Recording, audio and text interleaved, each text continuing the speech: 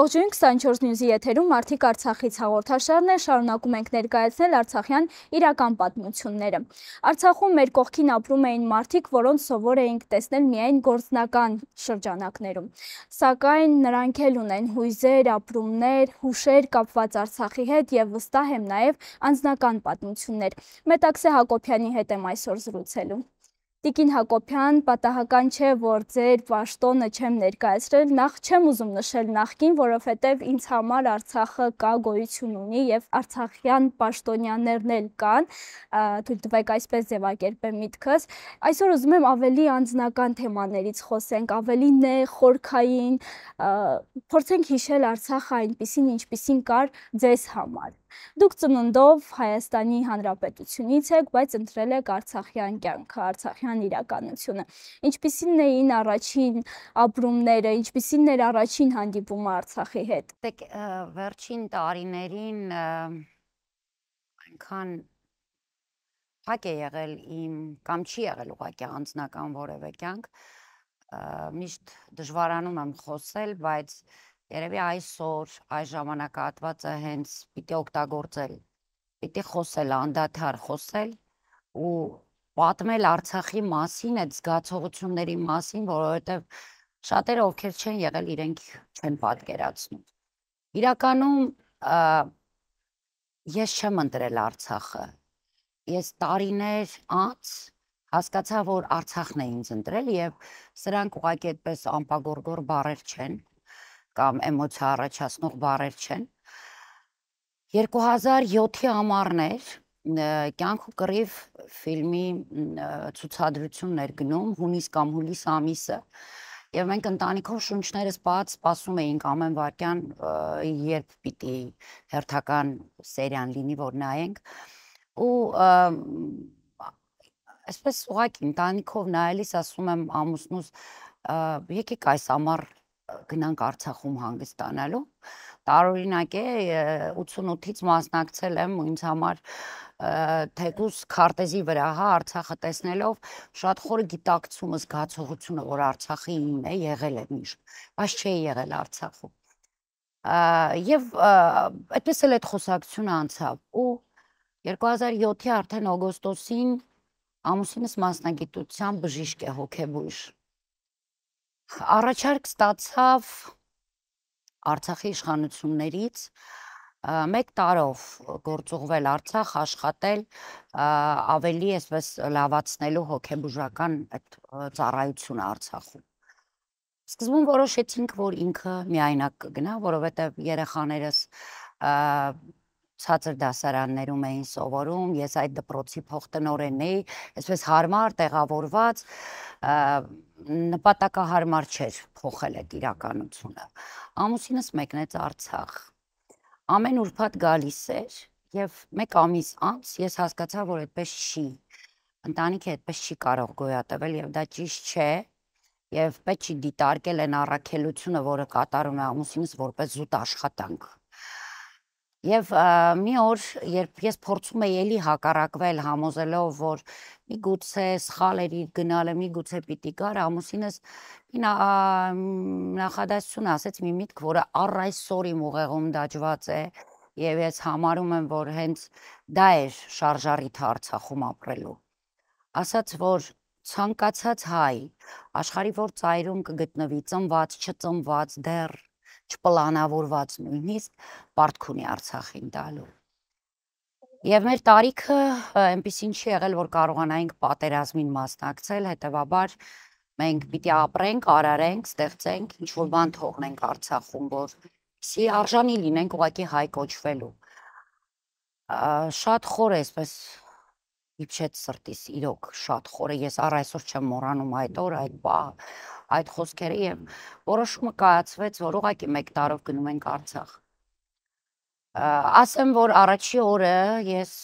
դժվարությամբ եմ հասկացել, դեռ չէի հասկանում, ինչ է, որտեղ եմ, ինչպիսին են մարդիկ, բարբառը չէի հասկանում ընդհանրապես, շատ արկածներ եմ ունեցել հենց այդ պատճառով։ Ու ինձ համար խորթ էր միջավայրը, կենսակերպը, ամեն բան խորթ էր, չէի կարողանում դեռևս ընկալել լավը։ տեսնել այդ լավը։ Ու օրերից մի օր սեղանի շուրջ մեր ընկերներից մեկը, նոր ընկերներից մեկը Արցախի, որտեղ մենք որևէ մեկը ծանոթ բարեկամ չունեինք Արցախում, ասաց, գիտես, այդպես վստահ մի խոսիր։ Դու չես որոշելու Արցախում կապրես, թե չես ապրի, որովհետև Արցախը եթե քեզ սիրեց, պահելու է անկախ քո կամքից, եթե ոչ,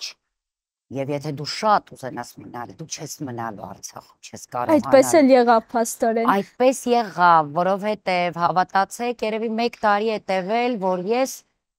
հասկացել, ոչ թե հասկացել եմ, մի օր իդեպ Արցախում տղաս ծնվեց։ Դա մենք ընդունել ենք որպես Աստծո մեծագույն պարգև։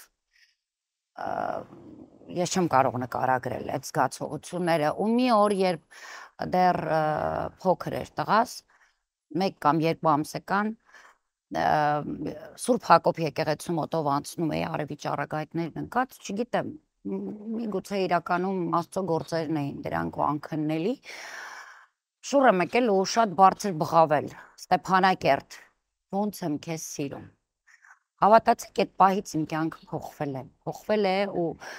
այդ որոշումը, գիտեք, երևի միշտ դժվար է այդ ներքին որոշումն ունենալը։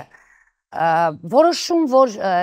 ես ընդհանրապես պիտի ապրեմ, որպես այդպեսին չկար, բայց որ ես չեմ կարող առանց Արցախ ապրել, այդ զգացումը արդեն ունեի։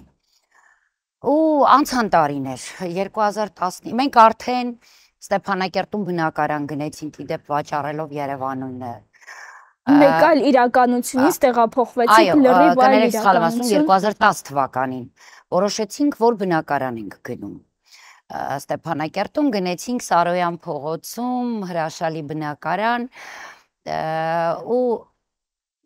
ապրել ենք մոտ 10 տարի այդ բնակարանում, այդտեղ ծնվել է նաև 4-րդ բալիկս, աղջիկս, դուստրս, ու 2019 թվականն էր, ամուսիններով խոհանոցում զրուցում էինք, ուշ գիշեր էր, ու ես հարց եմ տալիս ամուսնուս, հարցնում եմ, Արցախը մեր հայրենիքն է, այն մեզ զարմացած, ինձ ասում, այո, իսկ ինչու ես հարցնում, ասում եմ, գիտես, ես մտածում եմ, որ մարդ եթե ընկալում է հայրենիքը, ինքը պարտավոր է այդ հայրենիքում, բացի հայրենիքը ժառանգություն թողելու, իր երեխաներին ժառանգություն թողի։ Ու ես ուզում եմ, որ մենք այստեղ մեր սեփական տունը կառուցենք եւ դա դառնա մեր երեխաների, մեր սերունդների համար, որ մի օր մտնեն մեր սերունդներն ու ասեն, սա մեր պապական օջախն է։ Այդպես խոսեցինք ու որոշեցինք։ 2020-ին արդեն սկսեցինք տան կառուցումը։ Պատերազմը սկսվեց ու պատերազմին չդադարեցրեցինք։ Ես իրականում պայթյունների ժամանակ մեկ ես, մեկ ամուսինս պարտադիր գնում էինք, որ տեսնեինք շարունակվում են արդյոք աշխատանքները, թե ոչ։ Մի պահ եղավ, որ այլևս հնարավոր չէր շարունակել, ռմբակոծությունները շատ ինտենսիվ էին եւ շատ կարճ կանգնեց։ Նոյեմբերի 15-ից հետո մենք շարունակեցինք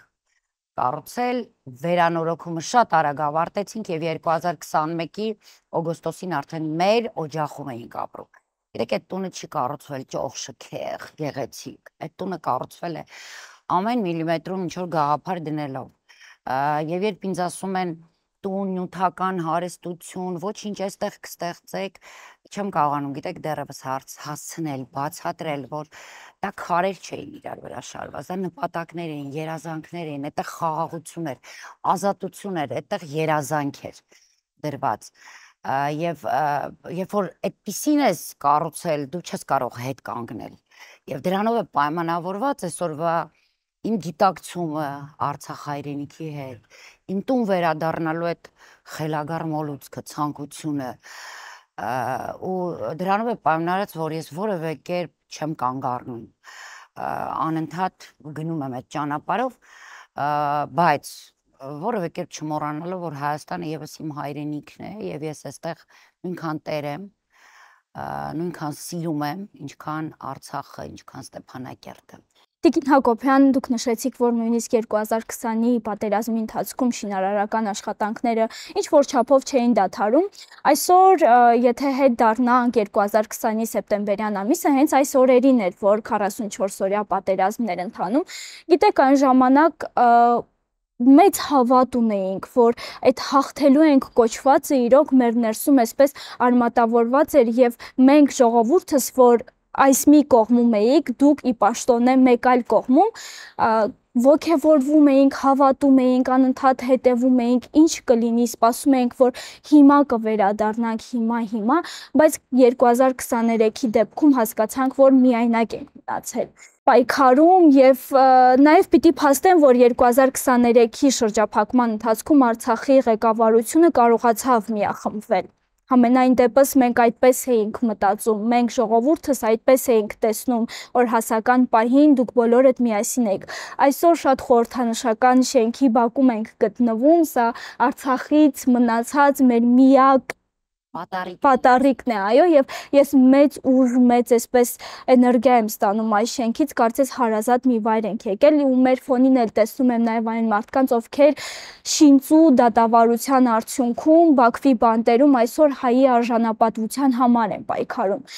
Անկախ նրանից ինչ է եղել, ինչ գործնական հարաբերությունների մեջ եք եղել, ինչ խոսակցություններ, ճիշտ, սխալ հայացքներ եք ունեցել, վստահ եմ նրանց հետ եւս ունեցել եք ավելի ջերմ հանդիպումներ, ջերմ պահեր, գուցե փորձենք վերհիշել այդ ամենը, թեկուզ 2020-ից սկսված։ Գիտեք, ես 2008 թվականից աշխատել եմ գնահատման թեստավորման կենտրոնում, այնուհետև 2012-ից արդեն փոխտնօրենն էի գնահատման թեստավորման կենտրոնի եւ իմ աշխարհը սկսվել ու սահմանափակվել է կրթության համակարգում իմ գործունեությամբ եւ իմ հիմնական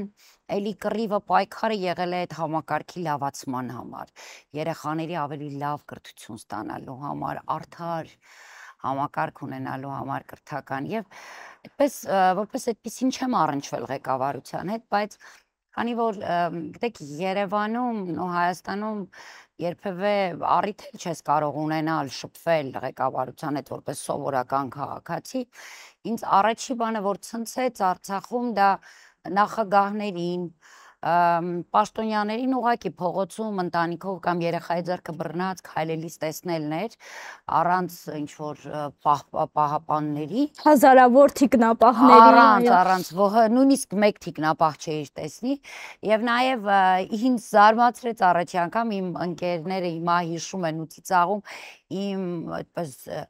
զարմացած երևի շատ բարձր ձայնով բղավել եմ երբ առաջին անգամ տեսել եմ Հայաստանի նախագահներին Արցախում եւ իրենց կանանց էլի առանց թիկնապահների ուղղակի այսպես առօրյա հագուստով զբոսնելի Ստեփանակերտում գիտեք ես առաջի երբ որ ինձ ասում էին տարբերությունը Երևանի ու Ստեփանակերտի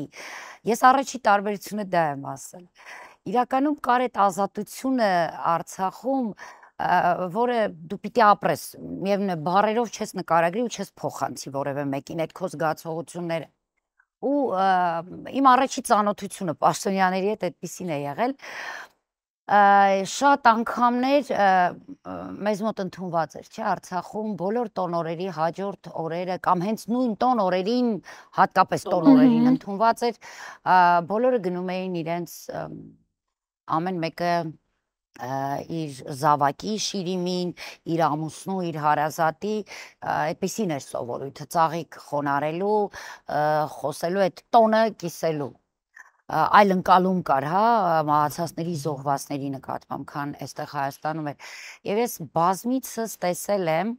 ինչպես էր օրինակ Բակո Սահակյանը իր փոքր աղջնակի հետ այն ժամանակ փոքր էր ձեռքը բռնած մենակ որտեվ մոտակայքում էր ոտքով իջնում էին երկուսով ծաղիկները բռնած իր ընկերների շիրիմներին էր մարտական ծաղիկներ դնում ամեն անգամ միևնույն է միշտ զարմացել եմ դրանից եւ հետո հասկացել եմ որ Արցախը հենց այդպիսին է, այդտեղ պաշտոնյա, ինչպես դուք եք ասում, սովորական քաղաքացիներ կամ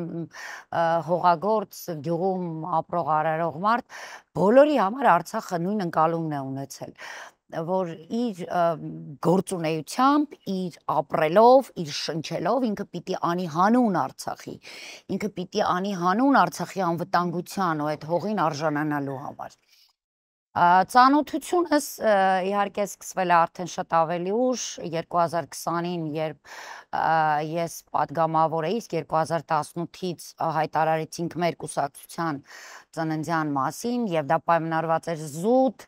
այն հանգամանքով, որ մենք գիտակցում էինք Հայաստանում իշխանազավթության հետևանքները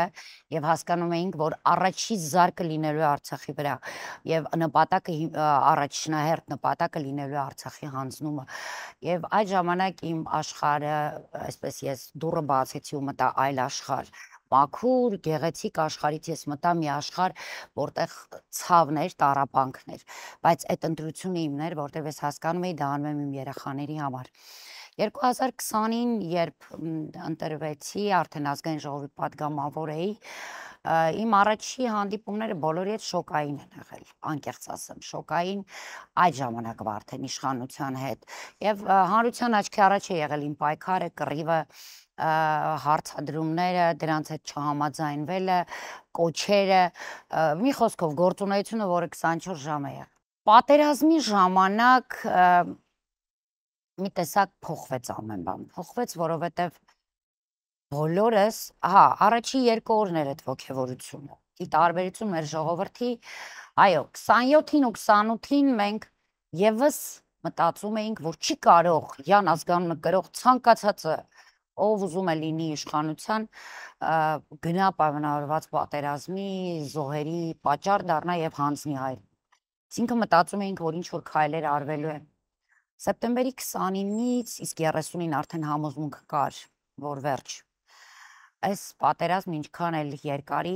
միևնույն է, զոհերը շատ են ավելի լինելու, բայց Արցախը հանձնվելու է։ Հասկանալի էր, ակնհայտ էր։ Եվ այդ ժամանակահատվածում էին Արցախում էին նաև Հայաստանի 2-րդ, 3-րդ նախագահները, շատ գեներալներ, շատ պաշտոնյաներ Արցախում էին։ Եվ բոլորս համարյա անընդհատ նույն վայրում էինք։ Այդ ժամանակ են շփումներս տեղի ունեցել։ Արցախի նախագահների հետ շատ ավելի ուշ։ Չեք հավատա երևի, բայց շրջափակման օրերին, երբ լայն համախմբումը փորձում էինք իրականացնել Ռուբեն Վարդանյանի Ես ուզում էի անընդհատ շեշտեի։ Եվ գիտեք, ինքը մի հրաշալի բան ասաց այն ժամանակ, որը մենք իրականացրեցինք, ասում էր, արդեն ծանր ժամանակներն էին, գարունն էր 2023-ին, եւ բոլորի տներում շրանքներ կային, բայց ոչ արդեն իրական պահեստավորած ոչինչ չկար։ Ասաց, գիտեք, մեր ուժը ինչու՞մն է, եկեք հացկերություն կազմակերպենք եւ այդ հացկերությունը պիտի մեր յուրաքանչյուրի տնից բերված տելիքով լինի։ Եվ դա ոչ թե պիտի ավելցուկ լինի, այլ պիտի լինի յուրաքանչյուրի տան անկյունում պահված ամենայն վերջի օրվա ամենալավագույնը պիտի բերվի, ինչը պահել ենք երեխայի համար։ Դուք չեք պատկերացնում ինչ կատարվեց, բոլորս գեղեցիկ ձևավորած, զարդարած, ուտելիքը տարանք, սեղաններ գծվեցին, բոլորս դնում էինք, սեղաններ էինք գծում, մի անկյունում դեռևս ժնգյալով հացի հնարավորությունը կար։ Ինչ դա կար, դա այներ ինչ միջև վերջ կար։ Աճող բնության գրքում կանաչեղենը, ժնգյալով հաց էինք թխում, սեղանն էինք զարդարում եւ հացկերության ժամանակ այնպես ստացվեց, որ իմ աջ եւ ձախ կողմերում Արցախի նախագահներն էին, Արկադի Ղուկասյանը եւ Բակո Սահակյանը։ Գիտեք, ես առ այսօր հիշում եմ այդ զգացողությունները, որովհետև մտածել եմ, որ Արցախում պաշտոնյաները պիտի բիրտ լինեն, կոպիտ լինեն, ի վերջո պատերազմ անցած, դժվար կառավարում ունեցած մարդիկ են։ Ես այդքան զարգացածություն, կնամեծարություն երևի չեմ տեսել, իրականում չեմ տեսել, ինչ այդ պահին զգում էի ու տեսնում։ Երկուսով փորձում էին ինձ հյուրասիրել, իհարկե երկուսով նաև ասելով, որ իրենք ընդունում են իմ եւ ընկալում են եւ հասկանում են եւ ողջունում են իմ գործունեությունը եւ տեսնում են անկեղծությունը։ Գիտեք, դա ամենամեծ երևի գովեստի խոսքերն էր, որ ես երբևէ լսել եմ, որովհետեւ պատիվ է հաղթանակած հայրենիք քեզ պարգևած մարդկանցից լսել այդպիսի բառեր։ Եվ հետագայում մի ծանր հիշողություն էլի ունեմ, սեպտեմբերի 21-ն էր 23 թվականի, երբ ես ոտքով իջնում էի նախագահական եւ տեսա քիչ այն կողմ հենց նախագահականի դիմաց նախագահ Սահակյանը քարի վրա նստած մի հոգևորականի հետ խոսում էր։ Մոտեցա, շատ ծանր էր այդ հանդիպումը մեր։ Ես երբևէ այդպես մոտ շփում չեմ ունեցել եւ սա առաջի անգամ եմ ասում, գիտեք, եթերով։ Գրկեց նախագահը ինձ։ Ես փլվեցի, անկեղծ սկսեցի լաց լինել ու ասում եմ, «Էս ինչ եղավ, պարոն նախագահ, էս ոնց եղավ, որ էսպես եղավ»։ Ինքը ասում է, կանգ չառնես ու երբևէ չդադարես պայքարելուց։ Ասում ինչ պայքարել, չկա Արցախը, չկա, կապ չունի, որ հիմա ես քայլում եմ այս հողի վրա, չկա այլևս Արցախ, մեզ հանձնել են։ Ու այդ խոսքերը հիմա իմ ականջում են անընդհատ ասած, կապ չունի, որ աշխարհի որ ծայրում լինես, կանգ չառնես։ Այդ բան գիտեք չգիտակցեցի, հետո հասկանում եմ միգուցե ինքը գիտեր իր հետ նաև ինչ է լինելու եւ դա իր այսպես պահանջներ։ Գուցե պատգամներ նաև այսօրվա համար, այո։ Պատգամներ եւ ես դա էլ իր ազդեցությունը ունի, շատ գիտեք, պատգամը իր շուրթերից հնչած, դա նաև սառը քարերից մեր հերոսնահատակների պատգամներ եղբայրական պանթեոնում, երբ ես որևէ անգամ հավատացեք ձևական ծաղիկ խոնարհելու համար ոտք չեմ դրել։ Իհարկե մինչ 2020 ուրիշ կերպ էր, 2020-ը միշտ ժպիտով էինք գնում, հիշում ենք բոլորս։ Հպարտությամբ, տոնորերին բոլորայում զոհվածների մայրերը ժպտում էին, խոսում էին իրենց որդիների նկարների հետ։ Մենք բոլորս գնում էինք եւ հպարտ շնորհակալություն էինք ասում։ 20-ից հետո փոխվեց։ 20-ից հետո ես երկար ժամանակ 90-ականների զոհվածների հատվածը չէի մտնում։ Չգիտեի մտնեմ ինչ անեմ, ինչպես անեմ, ինչ ասեմ, ինչպես ինձ պահեմ։ Իսկ 20 թվականի զոհվածների շիրիմներին գլուխս կախ ծաղիկները դնում էի ու շտապում հեռանալ, ասելիք չկար, ամոթի զգացում կար անընդհատ։ Հիմա նույնն է եռաբլուրում, հիմա նույնն է ու ես մտածում եմ, որ պատգամը մեկն է, գիտեք, բացի այն, որ ինձ որ մեկ-մեկ հարցնում են դու հայրենասեր ես, ասում եմ ոչ, ես հայրենասեր չեմ, ես չգիտեմ հայրենիք սիրել, չէ, ես պատգամ ունեմ, ես գիտեմ, որ ես պիտի հետ գնամ իմ տուն, որտեղ իմ երազանքներն են։ Ես չգիտեմ, եթե դա է հայրենասիրություն, ուրեմն այո, ես հայրենասեր եմ։ Ես պատգամ ունեմ տասնյակ հազարավորներից։ Ես ուզում եմ իրոք հավատացեք, շատ սարսափելի է զգացումը, շատ ուժեղ է ցանկությունը։ Գլուխս բարձր մի օր իրոք կարողանամ ծաղիկ խոնարհել, որովհետև հիմա եռաբլուրում, երբ գնում եմ, այնտեղ շատ-շատերը ինձ ծանոթ են, գիտեք, եղբայրականում էլ Արցախ, ինձ ուղղակի ծանոթ են, ես այդ մարդկանց հետ կյանք եմ ապրել ու ես այդ պարտք ունենալը չեմ սիրում այդ արտահայտությունը, ես գիտեմ, որ ես եթե պարտք, ապա սերունդներից ունեմ, որի համար, որոնց հայրենիք ունենալու համար են իրենք զոհվել։ Տիկին Հակոբյան, տեսեք, ձեզ բոլորը կարծես վերջին շրջանում մեղադրում են անընդհատ, դա նորմալ է, մենք տեսակով այդպիսին ենք, անընդհատ փորձում են պահանջել ինչ-որ բաներ, որոնք ձեր ուժերի մեջ չէին,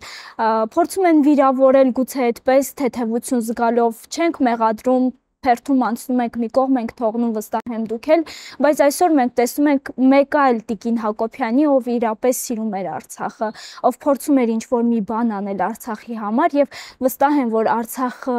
հրաժեշտ տալը Արցախին, Արցախից դուրս գալը եւս ձեզ համար բավականին դժվար էր։ Երեք թերթում էի համացանց ու պատահաբար տեսա ձեր գրառումը, որ նշել եք, որ մինչ բոլորը փորձում էին հեռանալ Արցախից, դուք տուն էիք դառնում։ Տուն էիք դառնում, որ հրաժեշտ տաք տնից որևէ մի բան վերցնեք, թե տուն էիք դառնում, որ եւս մեկ անգամ ձեր մեջ արմատավորեք այն փաստը, որ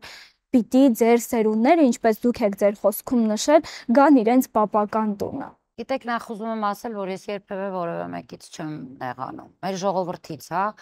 Քաղաքականությունը մի կողմ, քաղաքականության մեջ կա այդ հակամարտությունը, կան իմ հակառակորդները, որոնց դեմ կա ամենօրյա այդ պայքարը, հատկապես այդ իշխանությունների, որ նախորդ հարցում ասացիք, այո, իրենք գիտակցված մեզ մենակ թողեցին, որպեսզի այսօր ասեն դուք չկռվեցիք, Ինչը վերջին շրջանում այնքան է շատացել այդ մեղադրական ես թեզը։ նույնիսկ դրան էլ հակափաստարկներ չեմ բերում, ժամանակը ամեն ինչ իր տեղն է դնում, մենք արդեն ասել ենք, իրենք շատ լավ գիտեն, որ այդպես չի, իրենք շատ լավ գիտեն, որ այդ բոլոր պայմանավորվածությունների արդյունքները, եւ իրենք շատ լավ գիտեն, որ այդ օրը հեռու չի, որ իրենք անպայման պատասխան են տալու օրենքի ողջ խստությամբ։ Մեր ժողովրդից բացարձակ չեմ նեղանում եւ տեղահանվելուց հետո առաջի իսկ օրերին գլխակորույս ես Հայաստանի տարբեր մարզերում եմ եղել, տարբեր վայրերում փնտրել առանց որևէ ինչ որ միջոց ունենալու արցախցիներին եւ առ այսօր ինչքան որ կա այդ հնարավորությունը տարբեր միջոցներով անպայման աջակցելու ցանկացածին որևէ մեկը ով ինձ դիմել է կփաստեն իրենք ես չեմ հարցրել դու օրինակ համացանցում իմ մասին վատ բան ես գրում թե ոչ ինձ հետաքրքիր չի ես հետո չեմ էլ հետևում չեմ էլ հիշում ում եմ ինչ որ ձևով աջակցել կամ իր խնդրի հետևից գնացել որովհետև ես նաև չեմ ուզում հասկանալու չի բայց փորձում եմ ավելի թեթև նայել այդ իրավիճակին այն տեսանկյունից ինչ իրենք են տեսնում շատ բաների տեղեկացված չլինելու որովհետև Այսօր այս քարոզչա մեքենան համարում է, որ մենք 22 պատգամավորներով ենք այդ աղետը բերել են պարագայում, երբ որ իրենց հրահանգով ուղղակի Արայիկ Հարությունյանը հրաժարական տվեց եւ դա իրենք մեզնից շատ լավ գիտեն։ Գիտեք, կարծես հիշողության կորուստ ունեն եւ շատ արագ մոռանում են։ Իրենք adekvat են, իրենք հոգեկան որևէ խնդիրներ չունեն։ Դա տեխնոլոգիա է, դա հստակ պլանավորած քայլեր են, որը այսօր չի պլանավորվում վաղվան է, դա պլանավորվել է մինչ 18 թվականը այս օրերի հաջորդականությունը հիմա այստեղ կարևորը չկենտրոնանալը ինչ են ասում իրենք որովհետև դրանով ենք մենք իրենց օրակարգում հայտնվում այստեղ կարևոր է կենտրոնանալ մեր նպատակների մեր անելիքների եւ ես այդպես եմ անում արդեն բավականին երկար ժամանակ ես շատ ժամանակ չգիտեմ իրենք ինչով են զբաղված ինչ են անում որովհետև ես գիտեմ ես ինչ եմ անում որպեսզի այո մի օր կարողանամ վերադառնալ իմ տուն եւ ինչպես դուք եք հարցնում ես ասեմ անկեղծ ես հրաժեշտ չեմ տվել Արցախի ես չեմ տվել դա ինձ համար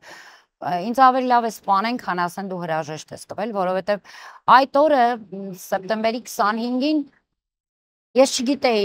ստացվում է ես պայթյունի ժամին հենց վերադառնում էի տուն, մեր տունը բավականին Արմենավան թաղամասում, այսինքն բավականին հեռու էր այդ պայթյունի վայրից, բայց հիշում եք այդ օրը ամպերը գոռում էին եւ իրականում երևի թե ես պայթյունի ձայն եմ լսել, բայց մտածել եմ, որ դա որոտն է, երկնքից է այդ ձայները ու մի պահ կանգնել եմ, նայում եմ մարդկանց, ովքեր դեպի արդեն Ստեփանակերտից դուրս են գալիս ու խելագարվում է, ասում է ինչու են ախր գնում, որտեվ այդ ժամանակի մեջ որոշում կար, ես չեմ լքելու Արցախը։ Բացառվում է, ես նույնիսկ ամուսնուս ասում եմ, եթե կարիքը կա մեր փոքրերին ուղարկելու, ահանջը կա վեր ուղարկենք, բայց ես մնալու եմ Արցախում, այդ հստակ էր այդ որոշում։ Եվ ես զարմանում էի, չէի հասկանում, ինչու են ուզում մարդիկ գնալ։ Իհարկե պայթյունը շատ բան փոխեց ու վերջին օրը ես էլի հրաժեշտ չեմ տվել։ Փակել եմ, խնամքով մաքրել եմ, խնամքով։ Իմ, գիտեք, զբաղվածությունից ելնելով ես տան մաքրությամբ չեմ զբաղվել, բայց մեկ օր առաջ խնամքով մաքրել եմ տունը, դռները բոլորը փակել, ստուգել 10 անգամ ու նոր դուրս եկել, գիտեք, ոչ մի հրաժեշտ չեմ տվել, բայց այգուց հող եմ վերցրել։ Այգուց հող եմ վերցրել, ոչ թե որ ինչ որ մի օր այգում, այլ տարածքում ցանեմ, ծառի տակ չեմ սիրում այդպիսի բաներ, տանել չեմ կարողանում, չեմ ուզում անել դա, այլ որ այդ հողը ինձ անընդհատ հիշեցնի։ Այդ հոտը ես անընդհատ հիշեմ ու ինձ ստիպի ոչ մի վարքյան այնպես չլինի, որ ես հանկարծ փորձեմ մտածել հարմարվելու մասին կամ այդ իրականությունից կտրվելու։ Ես հրաժեշտ չեմ տվել Արցախի ու ես գիտեմ շատ հաճախ նայում եմ դժվարությամբ, բայց նայում եմ իմ տան նկարները, նայում եմ քաղաքիցս արված, իդեպ 20 թվականից սկսած ոչ մի վատ նկար կամ տեսանյութ չունեմ իմ հեռախոսում, տարօրինակ է, ոչ մի վատ բան չեմ կարողացել ֆիքսել, ամեն ինչ լավ, նույնիսկ պատերազմի ժամանակ ես լավ կադրեր եմ գտել ու նկարել, Միայն լավը կա իմ հեռախոսում, իմ հիշողություններն էլ են, միայն այդպիսին։ Ու գիտեք, երևի դրանից է, որ ես այստեղ նույնիսկ շատերին ասում եմ, ինձ չեն հասկանում, ասում եմ, գիտեք, նույնիսկ պատերազմի ժամանակ, նույնիսկ տեղահանության այդ ժամանակահատվածում ավելի շատ խաղաղություն կար մեր մեջ, քան հիմա կա։ Եվ ես այդ խաղաղության գիտակցումով, փնտրտուքով հրաժեշտ չեմ տվել Արցախ։ Ու ես բարկանում եմ այն արտահայտությունից, որ ասում են քաղաքական վերլուծության արդյունքում, որ նույնիսկ եթե մեր սերունդը հետ չգնա, մեր երեխաներն են տեսնելու, չէ, ինձ պետք չի, որ իմ երեխաները գնան տեսնեն կամ ապրեն Արցախում մինչ իմ գնալը։ Ինձ պետք է, որ ես գնամ իմ ընտանիքով, ես գնամ իմ տան կողպած դուռը բաց եմ։ Պայուսակումս ազգային ժողովի չկա շենքը, բայց ազգային ժողովի իմ աշխատասենյակի բանալին է, տան բանալիները, միշտ, ոչ թե ես գրքեր եմ կարդացել գաղթից 1915 թվականի, այլ սա իմ համոզմունքն է, որ ես հետ եմ գնալու եւ ես պիտի իմ բանալիով կարողանամ բացել իմ տան դուռը։ Ինչն է ամենաշատը կարոտում Արցախից։ Գիտեք, տարօրինակ է, որ առաջ ասում էին օդը, ջուրը, ես ծիծաղում էի, անկեղծ եմ ասում, արցախցիները բան էին ասում, ծիծաղում էի ու ասում էի լավ, վերջացրեք, ձևական բաներ եք ասում, հələ գնացեք Ծաղկաձորում, տեսեք ինչ օդ ու ինչ բնություն կա, ինչ ջուր կա, կամ մեկ այլ վայրում Հայաստանի հիմա հասկանում եմ, որ միգուցե Ծաղկաձորին առանց ուրիշ տեսակ օդ է ջուր է, ավելի լավն է միգուցե Դիլիջանին այլ է, Երևանին այլ է, բայց Արցախին է իրոք տարբերվող։ Ես այդ ազատությունն եմ կարոտում Արցախի։ Թվում է, թե այստեղ վարքերը ավելի ազատ են, չէ՞, մարդիկ ով ինչպես կուզի կհագնվի, ով ինչպես կուզի խոսի, ով ինչպես կուզի իրեն կպահի, չէ, դա ազատություն չէ։ Իրական ազատությունը Արցախում էր, որովհետև դու քո կյանքը պլանավորում էիր։ Ոչ թե քո օրը կամ վաղվա օրը, այլ դու քո օրինակ ձմռանը պլանավորում էիր ամռան հանգիստը, դու պլանավորում էիր քո երեխաների ապագան։ Ու հետաքրքիր է, որ կապում էինք այդ ամենը Արցախի հետ, եթե գնացել ես սովորելու այլ երկրում, դու պիտի վերադառնաս Արցախի համար։ Իմ երեխաներին, որ հարցնում էին, բոլորը մասնագիտություն ընտրելիս ընտրել են, որ Արցախին թույլ տեղերը այդ ընթացքում տեսնելով ես ընտրել եմ այս մասնակցություն, որպեսզի այս ձևով ես օգտակար լինեմ Արցախին ու բոլորի պլանները երեխաներիս կապված էին Արցախի հետ ու պատահական չի, որ հենց իմ դուստրը չգնաց առանց դեռևս մագիստրատուրա գնալու վերադարձավ Արցախ, ասում էր պիտի էներգիա ստանամ, մի քիչ աշխատեմ, որ այդ էներգիայով գնամ ու հասկանամ ինչ եմ ուզում էլ ստանալ, որ հետ վերադառնամ Արցախ։ Եվ գիտեք, դա ոչ ձևական, որտեվ շատերն են ասում, լավ հնարավոր չի այդպես։ Հնարավոր է այդպես, գիտեք, միգուցե շատ Արցախի հայրենակիցներ էլ չհասկանան իմ զգացմունքները, գիտեք ինչու, որովհետև մեծ քաղաքներում ծնված մարդիկ կարիք ունեն ինքնահաստատվելու, այդ ինքնահաստատվելը լավ աշխատասենյակում բարձր պաշտոն ունենալը ու ձեռքը սեղանին խփելը չէ, որտեվ Քավլիցի ես 22 տարեկանից համարյա թե արդեն բարձր պաշտոն ունեի, ինքնահաստատվելը դա քո այդ գիտեք ինքնության գիտակցումն է, ինձ որ առաջ ասեին հայ լինելը դու ոնց պատկերացնում, ասի բա Յան ազգանունը արդեն հայ է, չէ, այդպես չի։ Փաստորեն այդպես չի։ Չէ, այդպես չի։ Ոչ թե որովհետև այսպես իշխանություններ կան, ոչ, ես դա ավելի շուտ եմ բացահայտել։ Բացահայտել եմ դեռևս տեսականորեն ամուսնուս ասած խոսքերից, Արցախին պարտքենք։ Այնուհետև այդ ինքնության գիտակցումը, այդ զգացումը հայրենատիրության, ոչ թե սիրության, ունեցել եմ Արցախում։ Ես ինձ տեր եմ զգացել, հասկանում եք, դա ուրիշ եւ այնտեղ տեր զգալով ես հասկացել եմ, որ ես տեր եմ, այո, այդ հայկականության, ես տեր եմ Հայաստանի Հանրապետության, Երևանում ծնվելով ես չեմ զգացել, որ ես Երևանին տեր եմ։ Արցախից հետո ես հասկանում եմ դա Արցախում ապրելու ժամանակահատվածում որովհետև հետո ի նկատի չունեմ Արցախի արդեն հայաթափումը, ի նկատի ունեմ Արցախում ապրելուց հետո։ Եվ գիտեք, այդ հայրենատիրության զգացումը, այդ ամեն ինչը, դրանք բացառիկ զգացողություններ են, որը այո, ես կարոտում եմ, ես անընդհատ այդ լիցքերը ստանալու կարիք ունեմ, որը ինձ տալիս էր հենց Արցախը, Արցախում ապրելը, ու այդ խաղաղության զգացումը պատահական չէ, որ ես շատ եմ անընդհատ ասում, պատերազմի ժամանակ կար այդ խաղաղության զգացումը, գիտեք, ես ինձ ով տեսել է, ես 44 օր շարունակ չեմ մտել ապաստարաններ, ինձ համար դա թվացել է, որ ես թաքնվում եմ, ես պիտի դրսում լինեմ, որ կարողանամ ինչ-որ մեկին օգտակար լինել, բայց իմ այցելությունների ժամանակ, երբ այցելում էի ապաստարաններում, որ տեսնեի ինչի կարիք կա, տարօրինակ զգացում էր խաղաղություն, հասկանում եք, պատերազմի ժամանակ խաղաղություն, չկա այստեղ այդ խաղաղություն։ Ես միշտ ասում եմ, որ մենք ապրում էինք հարաբերական խաղաղության ու պատերազմի այդ մեջտեղում ու կարծես եւ ուժեղ էինք, ինչ որտեղ թույլ էինք, բայց թուլանալու իրավունք չունեինք, նույնիսկ հայաթափումից առաջ մարդիկ ով ինչ ուներ իրենց տներում, հանում էին դուրս փողոցները, օգնում էին, օգնության ձեռք էին մեկնում, մոռանում էին, որ հարևանի հետ տարիներով չեն խոսել եւ այլն, այստեղ չկա ու նաեւ Արցախում չնայած պատերազմ ու խաղաղություններ, ապահովության զգացում կար։ Հիմա էլ ուզում եմ այսպիսի մի խորհրդանշական զրույց անենք, իմանալով, որ դուք եւս պայքարում եք վերադարձի համար ու այն ժամանակ, երբ որ դուք խոսում եք վերադարձից, արդարության վերականգնումից, դեռ չկային այս նոր թեզերը եւ դեռ նոր էինք տեղահանվել, ուզում եմ հենց այս շենքի մոտ այսօր որոշենք ու վճռենք, որ մի օր Արցախում այսպիսի մի զրույց ենք ունենալու։ Գուցե տարիներ հետո, գուցե ամիսներ հետո ամեն ինչ անկանխատեսելի է եւ անխուսափելի, ու նաեւ լինելու ենք բոլորով։ Ճիշտ է, տղաներին այլևս հետ բերել չենք կարող, բայց տղաների կիսատ թողած գործը պիտի շարունակենք։ Լինելու ենք նաև մեր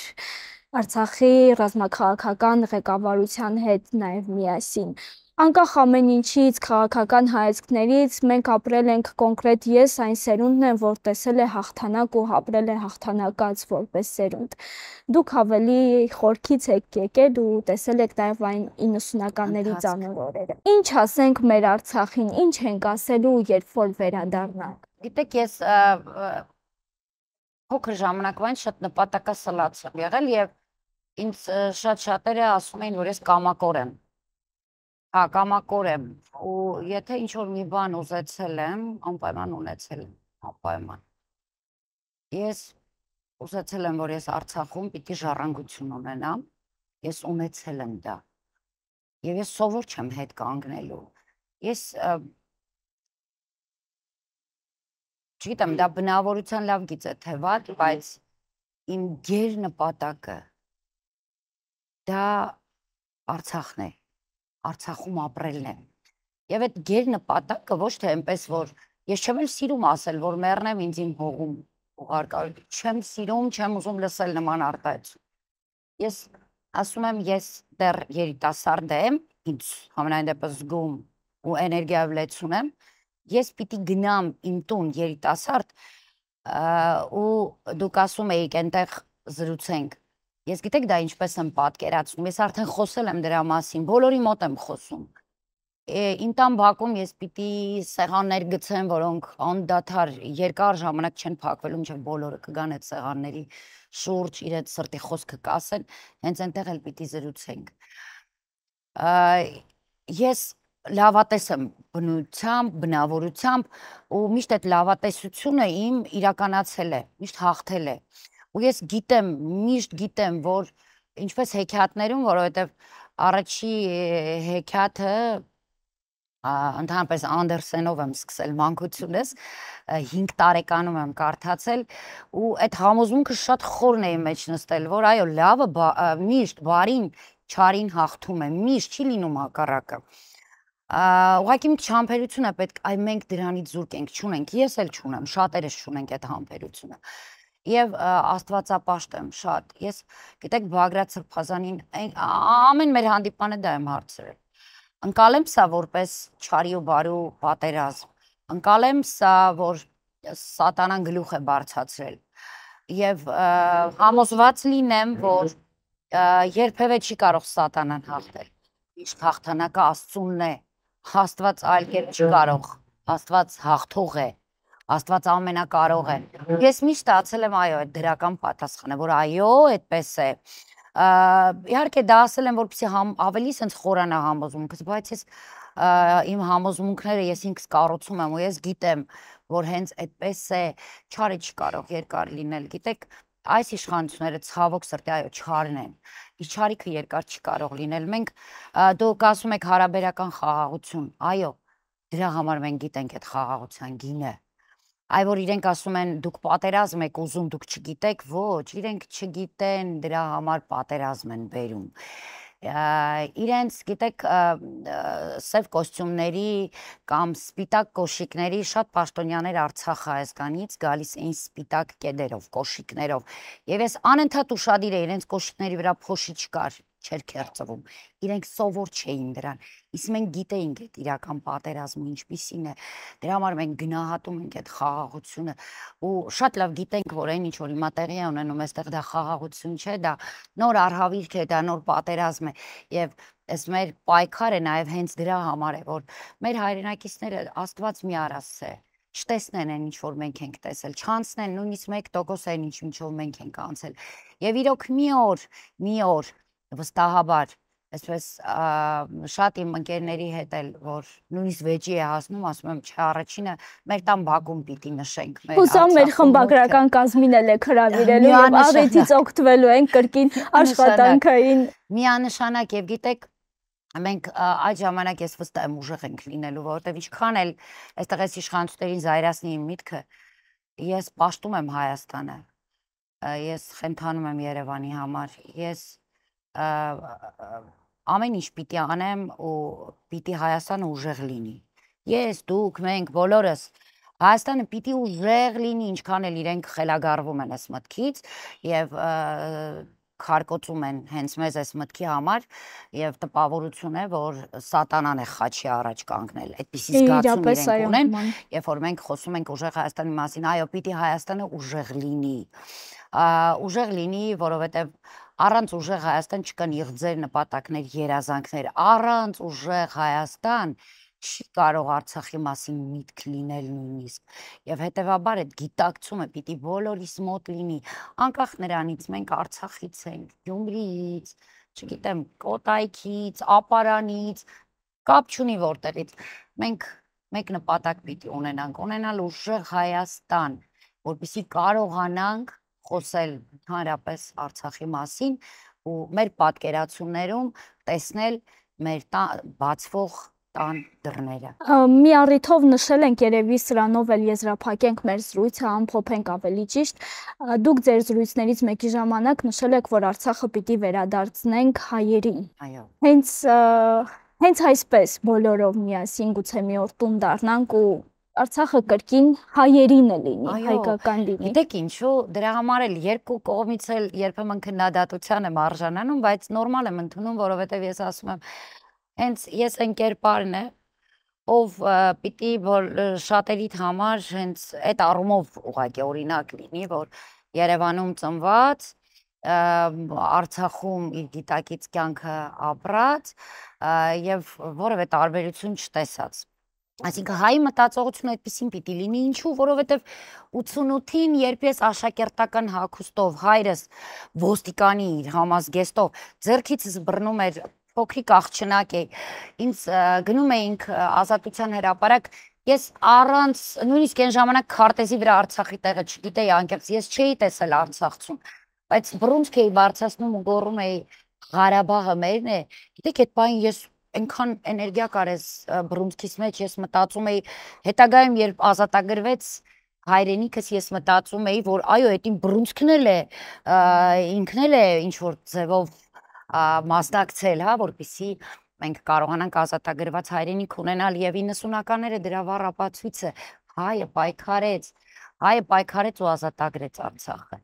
Սփյուռքի մեր հայրենակիցները, Հայաստանի մեր հազարավոր եղբայրները, քույրերը, Արցախի մեր հազարավոր եղբայրներն ու քույրերը բոլորը պայքարեցին ու ազատագրեցին հայրենիքի մեր այդ հատվածը։